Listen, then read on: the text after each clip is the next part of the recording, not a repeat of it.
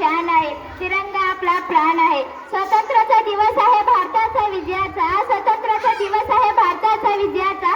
गर्व आहे मला मी भारतीय असण्याचा, गर्व आहे मला मी भारतीय असण्याचा. मित्रांनो, आपण इंग्रजांच्या गुलामगिरीतून आझाद झालो आहोत, स्वतंत्र झालो आहोत. त्याला कारण ज्यांनी आपल्या देशासाठी आपले संपूर्ण आयुष्य वेचले, या प्रसंगी कार्यासाठी शिक्षा भोगले. एवढेच नव्हे तर ते आपल्या देशासाठी हसून सतत फासावर चढले. अशा या महान आत्म्याचे आपण जेवढे स्मरण करू तेवढे कमीच आहे. अमर शहीदों ने मिलकर ये सपना सजाया था, अमर शहीदों ने मिलकर ये सपना सजाया था. खुशहाल रहे वो देश मेरा, ये सोचकर अपना सब कुछ खोया था, अपना सब कुछ खोया था. कुसुमाग्रजांचे हे वन सार्थक होण्यासाठी 15 ऑगस्ट 1947 हा दिवस उजाडला.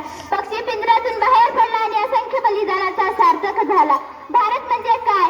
अहो, भारत म्हणजे काय? भा म्हणजे तेज आणि रथ म्हणजे रमवान झालेला, तेजात रमवान झालेला देश म्हणजे भारत देश होय. ओ खून को किस मतलब का जिसमें उबाल का नाम नहीं है, वो खून को किस मतलब का आज सके देश के काम नहीं है, वो खून को किस मतलब का जिसमें जीवन ना रमानी है, जो पर्वत बन के भरता है वो खून नहीं वो पानी है. उसी दिन लोगों ने सही सही खून की कीमत पहचानी थी, जिस दिन सुभाष ने बर्मा में जाकर मांगी उनसे कुर्बानी थी. बोले स्वतंत्रता खातिर आजाद तुम्हें करना होगा, तुम बहुत जी सके जंग में लेकिन आगे तुम्हें मरना होगा. आजादी के क्षणों में जो माला चढ़ाई होगी, सुनो तुम्हारे शीशों के फूलों से घूमती होगी. आजादी का संग्राम कई पैसों पे खेला जाता है, ये शीश कटाने का सौदा लेंगे सर झेला जाता है.